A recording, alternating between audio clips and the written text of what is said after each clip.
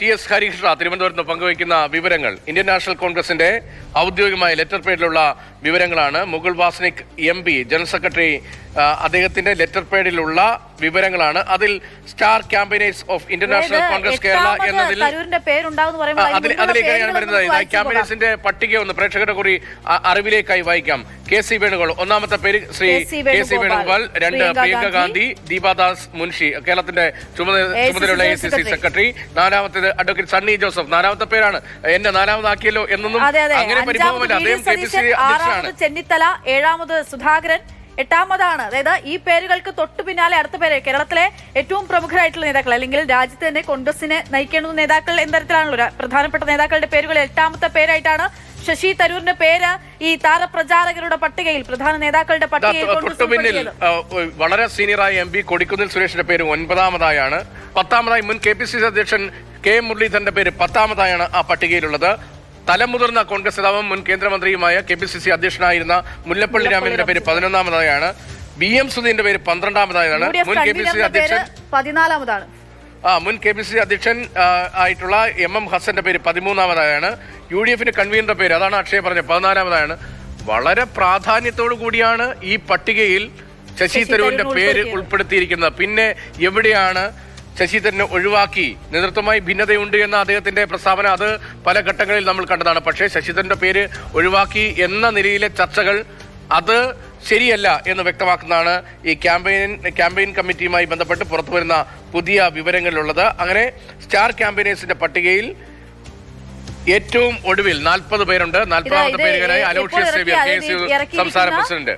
ഈ പട്ടിക പുറത്തിറക്കിയിരിക്കുന്നത് ജൂൺ 2-ാം തീയതിയാണ്. ജൂൺ 2-ാം തീയതി പുറത്തിറക്കിയിരിക്കുന്ന പട്ടികയാണ് നമ്മൾ ഈ കണ്ടത്. ആ പട്ടികയിലാണ് മുകുൾ വാസ്നിക് ഇറക്കിയിരിക്കുന്ന പട്ടികയിലാണ് 8ാമതായി ശശി തരൂരിന്റെ പേര് ഇടം പിടിച്ചിരിക്കുന്നത്. TS ഹരികൃഷ്ണ തുടരുന്നുണ്ട്. ഹരി, അതാണ് എത്രമാത്രം പ്രാധാന്യം, എത്രമാത്രം ശശി തരൂർ എന്നുള്ള വ്യക്തിക്ക്, നേതാവിന്, കോൺഗ്രസ് നേതാവിന് എത്രമാത്രം പ്രാധാന്യം കോൺഗ്രസ് കൊടുക്കുന്നുണ്ട് എന്നുള്ളത് കൂടി ഈ പേരിൽ, ഈ പട്ടികയിൽ എത്രാമതാണ് ശശി തരൂരിന്റെ പേര് പിടിച്ചിരിക്കുന്നതിലൂടെ വ്യക്തമാവുകയാണ്. പിന്നെന്താണ് തരൂർ പറയുന്നത്?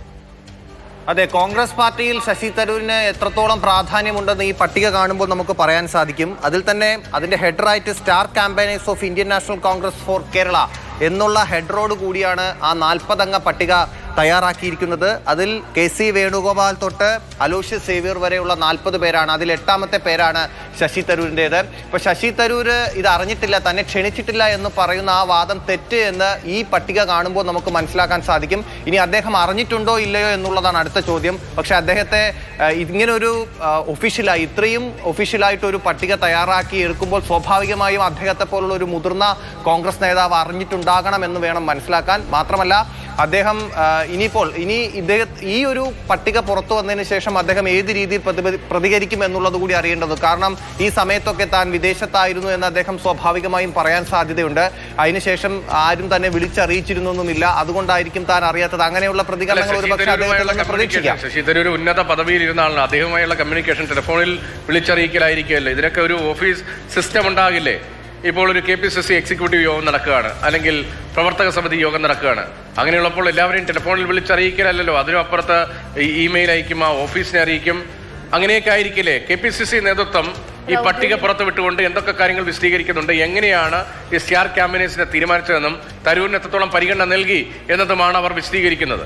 സ്വാഭാവികമായും ഒരു വളരെ പ്രധാനമുള്ള ഒരു ഉപതെരഞ്ഞെടുപ്പ് നടക്കുമ്പോൾ അതിൽ ക്യാമ്പയിന്റെ ഭാഗമായി എത്തുന്നവർ ആരൊക്കെ എന്ന് പാർട്ടി തീരുമാനിക്കും. അങ്ങനെയാണ് ഈ 40 പേരെ പാർട്ടി തീരുമാനിക്കുകയും ചെയ്തത്. ഓരോരുത്തർക്കും ഓരോ ചുമതല നൽകുകയും ചെയ്തു. ഈ 40 പേരിൽ ഭൂരിഭാഗം പേരെയും നിലമ്പൂർ ഉപതെരഞ്ഞെടുപ്പുമായി ബന്ധപ്പെട്ട് അവിടെ പോയപ്പോൾ നമ്മൾ കണ്ടതാണ്. പക്ഷേ ശശി തരൂരിനെ കണ്ടിരുന്നില്ല, അദ്ദേഹം വന്നിരുന്നില്ല. അതിന് പിന്നാലെയാണ് അത് ചർച്ചയാവുകയും ചെയ്തത്. പക്ഷേ ഇങ്ങനെ ഒരു ക്യാമ്പയിൻ ലിസ്റ്റ് ഉണ്ടാക്കുമ്പോൾ ഓരോരുത്തരും വരുമ്പോൾ ഓരോ പരിപാടിയിൽ പങ്കെടുത്ത് ആ മണ്ഡലത്തിൽ സജീവമായി പാർട്ടിയുമായി ബന്ധപ്പെട്ട് കോൺഗ്രസ് UDFുമായി ബന്ധപ്പെട്ട് ഏതൊക്കെ പ്രചരണങ്ങളിൽ പങ്കെടുക്കണം എന്നുള്ള കാര്യങ്ങളൊക്കെ പാർട്ടി നിശ്ചയിക്കാറുണ്ട്. അത് അവിടുത്തെ ഓരോ തെരഞ്ഞെടുപ്പ് കമ്മിറ്റി ബൂത്തുകളുണ്ട്, ആ കമ്മിറ്റികളൊക്കെ തന്നെയാണ് അത് തീരുമാനിക്കുകയും ചെയ്യുന്നത്. പക്ഷേ ശശി തരൂർ തന്നെ ക്ഷണിക്കാത്ത ഒരു കാരണം പറഞ്ഞുകൊണ്ടാണ് ഇതിൽ നിന്ന് ഒഴിവാകാൻ ശ്രമിച്ചുകൊണ്ടിരിക്കുന്നത്. നമ്മൾ നേരത്തെ പറഞ്ഞതുപോലെ തന്നെ ഒഴിവാക്കി എന്നുള്ള ഒരു സ്വരത്തിലാണ് ശശി തരൂർ ഈ മാധ്യമങ്ങളോട് സംസാരിച്ചപ്പോൾ പറഞ്ഞു വയ്ക്കുന്നത്. പക്ഷെ അങ്ങനെയല്ല. കോൺഗ്രസിൽ ശശി തരൂർ എത്രത്തോളം പ്രാധാന്യമുണ്ട്, എത്രത്തോളം പ്രാധാന്യം അദ്ദേഹത്തിന് നൽകുന്നു എന്ന് ഈ പട്ടിക കാണുമ്പോൾ നമുക്ക് മനസ്സിലാക്കാം.